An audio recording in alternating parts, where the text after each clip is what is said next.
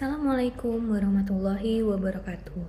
Salam sejahtera, Om Swastiastu, Namo Buddhaya, dan salam kebajikan. Pada kesempatan kali ini, saya Ayunda Haksa akan berbicara perihal kondisi ekonomi kita di paruh pertama tahun 2026. Judul ini sengaja saya pilih yaitu Paradoks Stabilitas. Kenapa paradoks? Coba kita lihat 3 angka di layar. 2 angka yang atas terlihat menenangkan. Ekonomi tumbuh 5,29% dan inflasi terjaga di 2,88%. Kesannya sehat, tapi angka ketiga merah menyala. Pasar saham kita anjlok hampir 28% sejak awal tahun. Nah, disitulah letak paradoksnya. Angka utamanya bagus, tapi begitu kita gali, ada retakan yang tidak terlihat di permukaan. 15 menit ke depan, saya ingin menunjukkan retakan itu, dan kenapa itu penting untuk kita semua, dan bukan hanya untuk pelaku pasar. Sebelum masuk ke data, izinkan saya memasang konteksnya terlebih dahulu. Karena tahun ini kita benar-benar dihantam dari 2 sisi. Dari luar, konflik di Timur Tengah membuat harga energi meroket, dan bank sentral di mana-mana memilih menahan atau menaikkan bunga. IMF sendiri cuma berani memasang proyeksi pertumbuhan dunia sekitar 3%. Jadi anginnya memang tidak mendukung. Dari dalam, gambarannya campur aduk. Kita masih tumbuh di atas 5% dan inflasi terkendali, tapi konsumsi malah mulai melambat. Jadi, pertanyaan saya hari ini sebenarnya sederhana. Fondasi ekonomi kita ini benar-benar kuat atau hanya permukaannya saja yang mengkilap? Dan tesis yang akan saya buktikan slide demi slide adalah angka besar yang sehat itu sedang menutupi pelemahan pada mesin utama kita, yaitu konsumsi rumah tangga. Ini peta jalan kita. Saya rangkum dalam 8 indikator utama menjadi satu rapor. Kita perhatikan polanya sebentar. Yang hijau cuma 2, pertumbuhan dan inflasi. Kebetulan itu juga 2 angka yang paling sering dikutip di berita. Sisanya kuning dan merah. Dan kalau kita lihat mana yang paling merah, IHSG dan penjualan retail. Dua-duanya soal daya beli dan penilaian pasar. Jadi yang hijau ini angka agregat, angka rata-rata nasional. Yang kuning dan merah justru yang dirasakan langsung oleh rumah tangga dan dinilai oleh investor.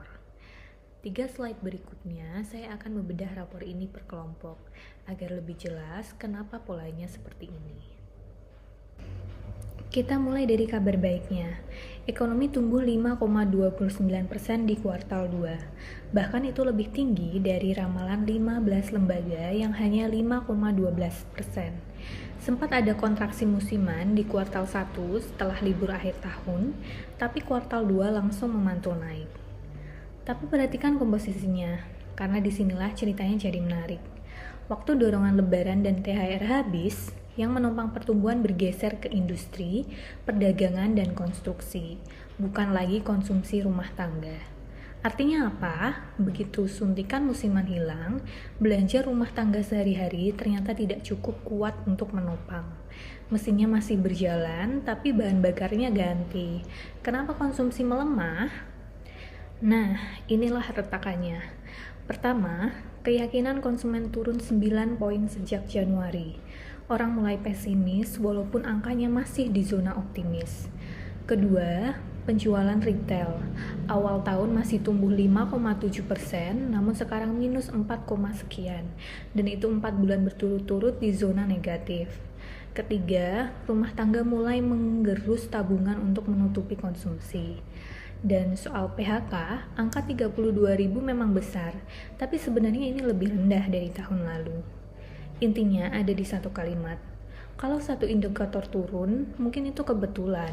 Tapi kalau tiga-tiganya searah, itu namanya tren, dan trennya jelas. Daya beli kita sedang tergerus. Kelompok ketiga yakni stabilitas harga dan pasar keuangan.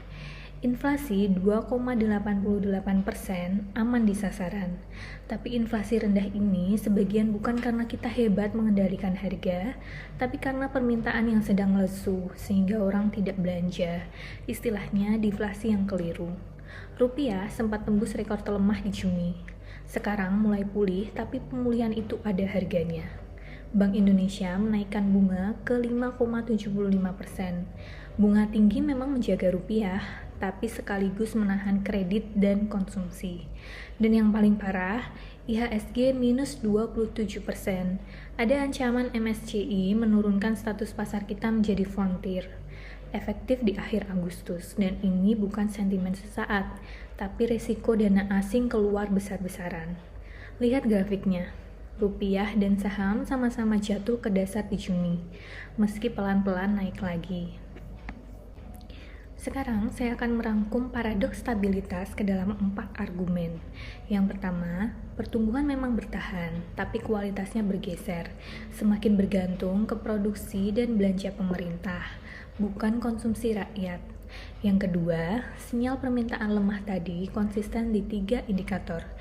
Jadi, hati-hati merayakan inflasi rendah karena sebagian itu justru gejala orang-orang yang tidak belanja.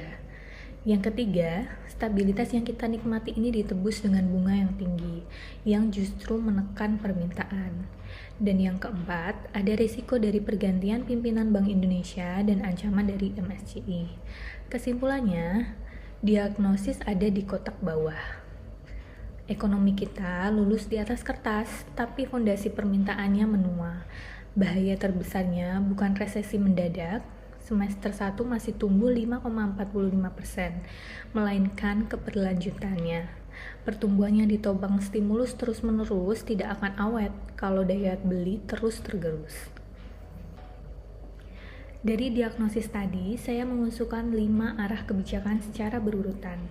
Karena jantung masalahnya daya beli, prioritas pertama adalah fiskal, lindungi konsumsi rakyat. Jaga harga BBM subsidi, perkuat bansos, dan program makan bergizi. Yang kedua, moneter.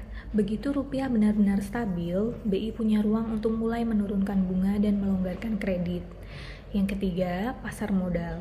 Bereskan akar masalah MSCI, soal transparansi dan free float sebelum tenggat November. Ini kerjaan tata kelola, bukan sekedar menunggu pasar membaik sendirinya. Dan yang keempat, struktural, mendorong hilirisasi dan daya saing ekspor, karena disitulah akar tekanan rupiah. Dan yang kelima, menjaga kredibilitas, koordinasi fiskal dan moneter, plus komunikasi yang konsisten. Kalau bisa saya ringkas semuanya, selamatkan dulu daya belinya, yang lain bisa menyusul. Jadi, rapor 7 bulan ini bisa dibaca dengan predikat lulus tapi dengan catatan. Di sisi kiri, angka kepalanya hijau, pertumbuhan dan inflasi bagus. Tapi di sisi yang benar-benar dirasakan rumah tangga dan dinilai pasar, warnanya kuning dan merah. Jadi pertanyaan sebenarnya untuk paruh kedua tahun ini bukan bagaimana caranya tumbuh lebih tinggi. Pertanyaannya, bisakah kekuatan di sisi produksi tadi benar-benar menular ke daya beli masyarakat sebelum dorongan musiman dan stimulus fiskalnya habis? Untuk saya, kuncinya cukup satu kalimat. Jaga mesin konsumsi rumah tangga tetap hidup. Karena angka pertumbuhan setinggi apapun tidak ada artinya kalau orang di rumah makin susah untuk belanja. Sekian dari saya, sebuah kalimat penutup. Stabilitas hari ini cuma bermakna kalau daya beli rumah tangga tetap terjaga. Terima kasih atas waktunya. Wassalamualaikum warahmatullahi wabarakatuh.